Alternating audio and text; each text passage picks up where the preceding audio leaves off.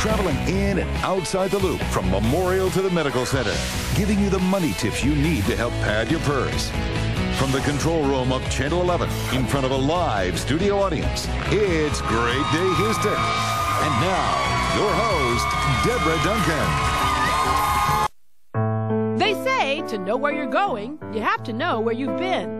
The city of Houston started out right here on Allen's Landing. The Allen brothers bought just over 6,600 acres of land. Today, Greater Houston consists of over 10,000 square miles of land. In 1842, they started digging bayous for a port of entry. Today, we have one of the busiest ports in the world. The discovery of oil at Spindletop turned Houston from a smaller town to a big city. Today, the city of Houston is the fourth largest city in the country with 2.3 million people and counting. The following decades brought us the world's largest medical center. We got NASA. And we are the energy capital of the world.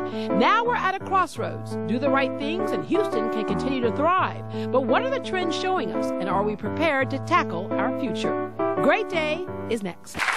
Well, we wanted to know what Houston would look like over the next few decades, so we asked around, and some of the answers we got were real eye-openers. Dr. Stephen Klineberg is a sociologist with Rice University. He's been studying the patterns and attitudes of Harris County residents for 23 years. We asked him, what can we expect for the Houston economy as the 21st century plows forward?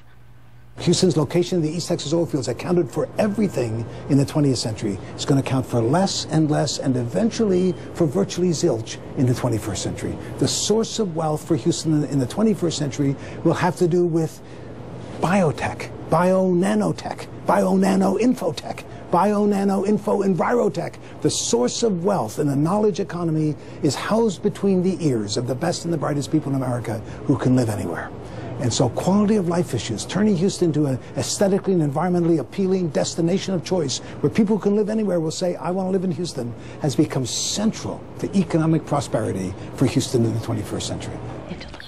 That quality of life will attract the best minds to our city. The 10-year plan is to create 600,000 new jobs. How can we do that and make sure we have a qualified workforce to pull it off? Please welcome past chairman of the Greater Houston Partnership, Dan Bello. Hi, Dan. So we heard Dr. Klineberg saying biotech, nanotech, all that type of stuff, but we have to have that qualified workforce. We have a 50% dropout rate here in Houston and mirrored across the country in major markets. So how do we address that? Well, you're exactly right, and it's very important to have a qualified workforce so that the city can continue to grow economically. You know, back in 2005, the Greater Houston Partnership developed a strategic plan, a 10-year strategic plan. We're halfway through it right now. And we focused on public policy, which is the foundation of your community. And that deals with education, quality of life. It deals with health care. It deals with everything that good business policy, which will attract business to Houston. Then you've got the economic development part. And that's when you're going out and making Houston attractive to companies that want to be here. You know, Houston has been, we led the country for the last 5 years in job growth. Number one, Houston, Texas was number one by over 40,000 jobs. Second place was Dallas. This is a national statistic. So we're doing a lot of things right, but you've got to have the foundation, and you're very right about that. It's education and quality of life. How has the recent, explosion in the economy impacted that 10-year plan? Well, let me tell you, it set us back a year. There's no doubt 2009 was a tough year. It was a tough year all over the country. Let's not sugarcoat it. We lost 100,000 jobs in Houston.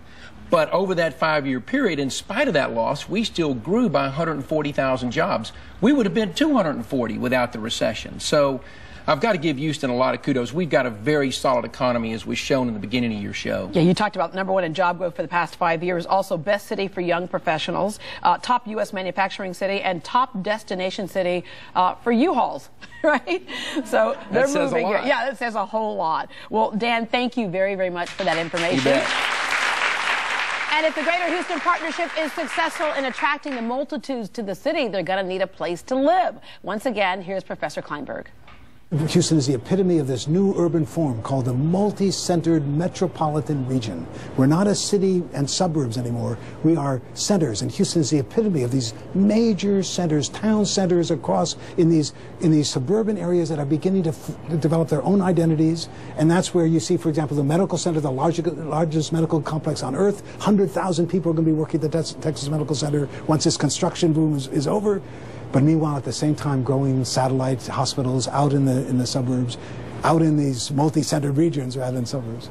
So it's going to be fascinating. They're going to grow everywhere. And the great question, the great challenge for this city, world famous for no planning, no attention to public spaces, how do we guide that growth so that the green spaces remain, so that, and at the same time, and so that Houston becomes a more beautiful, a healthier, a more attractive place when it has 5 million people than today when there are 4 million in Harris County. And as we know, New York City, the largest city in the country, had to build up to house everyone. But what will Houston Harris County do? We have a lot of land, but can that accommodate 5 million people? Please welcome the Director of Eco Services for Kirksey Architects, Brian Malarkey. Hi, Brian. Hi, Deborah. This is really cool to see here. We've seen the historic pictures of downtown Houston, and of course we see the more modern buildings here, but the buildings will be used to do more than one thing. Correct. In the future. Give us an idea of, we're obviously looking at modern day Houston right now. What is this over here? Absolutely. The Houston Chronicle asked us to look at what downtown would look like in the future, and the first thing we started concentrating on are that buildings need to be regenerative. They need to create more energy than they use. They need to collect rainwater. They need to filter the air. So some of these big ideas